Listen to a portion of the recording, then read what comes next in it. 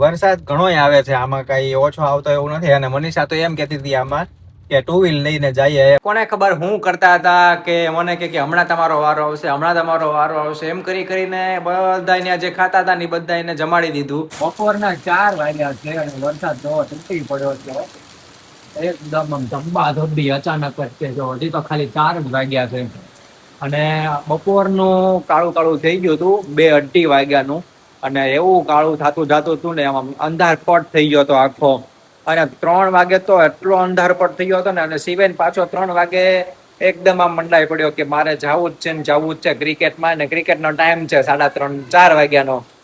પરાણે ગયો એ ત્યારે ખાલી છાંટા છાંટા જ આવતા હતા. અમે કીધું કે આ તૂટી પડવાનો છે પણ નો માન્યો એટલે નો જ માન્યો. પરાણે ગયા કે ગમે ઈ થાય મને પૂર આવે તો મારે જવું જ છે ક્રિકેટમાં. તો એટલે બહુ ગમી ગયું છે હવે તો ન્યા.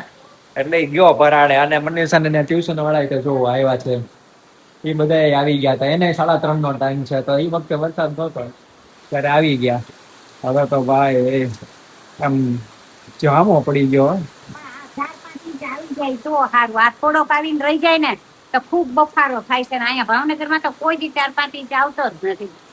આ વખતે આવી જશે. જો આમાં લાગે છે એવું, કેમ કે બધી જગ્યાએ તૂટી પડ્યો છે ને એટલે આપણે ત્યાં આવશે ખરી. શિવેનભાઈ ઘડીકમાં આવી ગયા પાછા અને પલ્લીને આવ્યા છે બે. પૂર્વી તો ખૂબ પલ્લી ગઈ હતી એટલે જો કપડા બદલાઈ નાખ્યા છે. અને શિવેન ઓછો પલ્યો તો એની પાસે રેનકોટ હતો એટલે એ રેનકોટ પહેરીને આવ્યો હતો.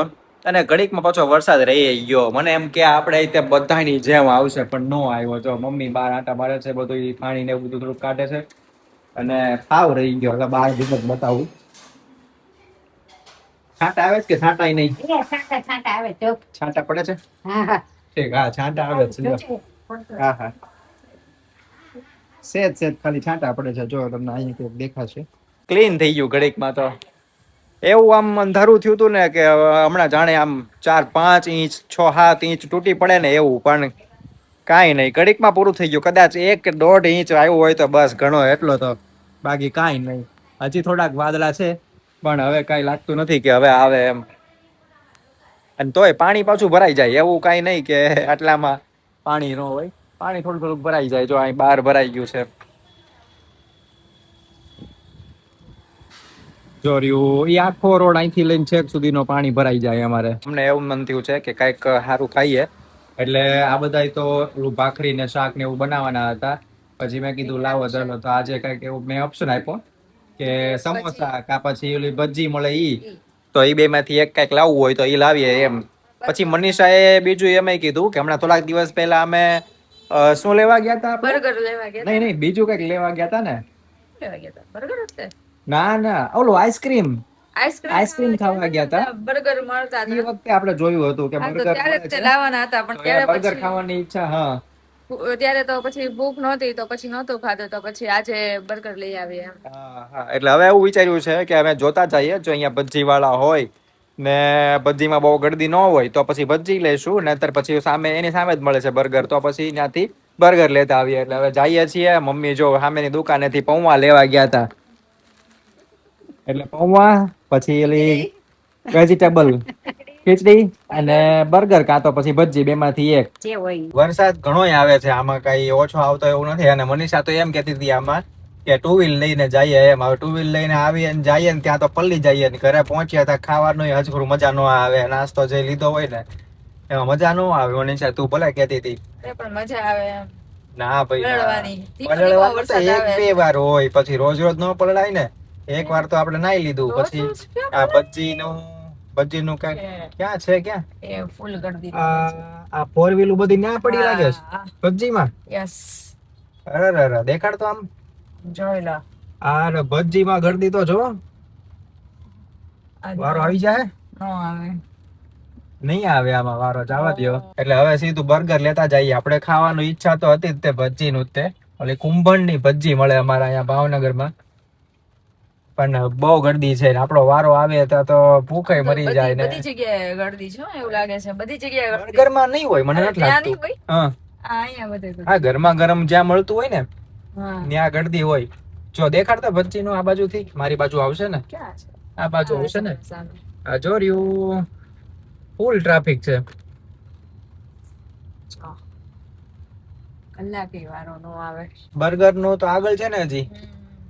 ચલો તો હવે બર્ગર લઈ લઈએ. બર્ગર ને અમારા અહીંયા સારી એવી એક સ્કીમ છે, આલુ ટિક્કી બર્ગર 130 ના 3, એટલે ઈ લઈ લઈએ. અને વધારે લેવા હોય તો વધારે લઈ લેશું, જોશું હવે. એ સિંગલ લેવું હોય તો પાછું 50 રૂપિયાનું પડે. કેમ કરવું હવે, ત્યાં જઈને ખબર કેટલા ખાશું બર્ગર? 5 તો પછી 6 લઈ લેવાય. એટલે હા એમ એકાદું કદાચ ખવાઈ જ જશે. હે ફ્રીમાં થોડી થાય, ખવાઈ જશે એમ. 5 માંથી તમે 10 રૂપિયા હા એટલે એમ બરોબર છે, એ વાત સાચી. હવે બર્ગર માં તો માલ જ નથી આવ્યો, એમ છે કે વરસાદને લીધે માલ જ નથી આવ્યો, એટલે ખાલી 2 જ તે ઓલા બંધ પડ્યા છે બર્ગર બનાવવાના પાઉં જે આવે ને ઈ. હવે બીજે ક્યાંક ગોતીએ. અને આમાં એક બાજુ ભટ્ટીમાં કરી દઈએ, એક બાજુ બર્ગર માં. હે બીજી જગ્યાએ ક્યાંય નહીં હોય બર્ગર. બીજે ક્યાંક આંટો મારીએ હવે, ઓલી બાજુ ક્યાંક હોય તો. આમ અહીંયા શેનું લખ્યું છે બર્ગર? Orange colour. ઘડીક વાર અમે ગયા તા પછી બર્ગર લેવા, પછી ઘડીક વાર પાછું બર્ગર માં કઈ મેળ નો આવ્યો એટલે ગયા પાછા ભજી લેવા. ભજીમાં અમે પાછા ઉભા રહ્યા કદાચ પોણી કલાક ઉભા રહ્યા હશું, પણ પોણી કલાક સુધી કોને ખબર હું કરતા હતા. કે મને કે હમણાં તમારો વારો આવશે, હમણાં તમારો વારો આવશે, એમ કરીને બધાને જે ખાતા હતા ને બધાને જમાડી દીધું, અને અમારો વારો તો કોને ખબર આવ્યો જ નહીં. પછી અમારે એટલું બધું મોડું થાય, હવે 7:45 થઈ ગયા ન્યા તે, એટલે પછી જવા દીધું. મેં કીધું હવે ન બનાવતા, રહેવા દો. અને પછી અમે પાછા ઓલા બર્ગર વાળાને ત્યાં ગયા હતા, પણ બર્ગર વાળાને તો કોને ખબર ભાવનગરમાં એને એમ થઈ ગયું કે પૂર આવી ગયું છે, એટલે કે અમારે માલ આવ્યો જ નથી, કે વરસાદ બહુ પડી ગયો ને તો માલ આવ્યો જ નથી. એટલે છેલ્લે પછી અમે દાબેલી ને વડાપાઉં લઈને આવ્યા. બીજે કાંઈ મેળ ન આવ્યો, જોઈ લ્યો.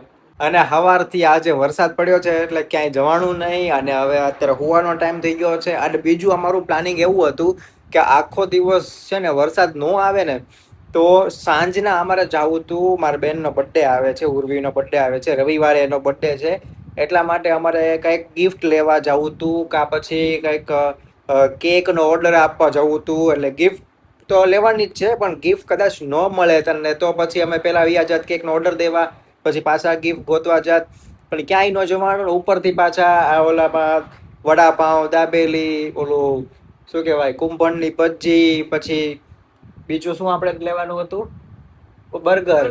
આ બર્ગર એ બધી જગ્યાએ આમથી આમ ધક્કા ખાવામાં હેરાન થઈ ગયા, અને ગિફ્ટ નું કાંઈ થયું જ નહીં. હવે હું ને મનીષા વિચાર કરીએ છીએ કે શું ગિફ્ટ આપવું, અને કેક નો ઓર્ડર આપવાનો. ચાલો કેક તો થઈ જશે ફિક્સ, પણ ગિફ્ટમાં શું આપવું નહીં કઈ ખબર નથી પડતી. એટલે ગિફ્ટમાં મનીષાએ ઓલું એક મગાવ્યું હતું આપણે પાર્સલ, ખબર છે? હા, ડ્રેસ તો મંગાવ્યો હતો, પણ એક મમ્મી તરફથી ને એક અમારા તરફથી, એમ 2 અલગ અલગ આપવાના છે.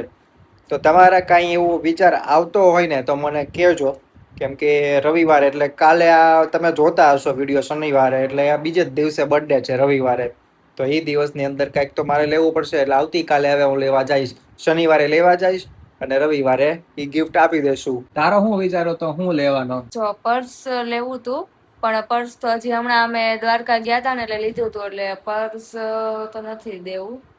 અને બીજું તો શું લેવું કઈ ખબર નથી પડતી. એવું લાગે ને તો ડ્રેસ આપી દેશું, 2-3 જોડી કપડા જ તે ખાલી, એક મમ્મી તરફથી ને એક આપણા તરફથી, એમ. હા, કઈ ખબર બીજું તો કઈ આવે નહીં એમાં. બીજું તો શું હોય, જ્વેલરી આવે, એ જ્વેલરી ડુપ્લિકેટ લઈને શું કરવું એમ, અને સાચી તો મોંઘી પડી જાય, એ કઈ લેવાય નહીં. આપણે કઈક એવું કઈક ગોઠવે, કઈ ખબર નથી પડતી. તમારા ધ્યાનમાં કઈક હોય ને તો મને જરૂર કમેન્ટમાં કહેજો. બાકી મળીએ આપણે આવતીકાલે નવા વ્લોગમાં. આવજો, બાય બાય.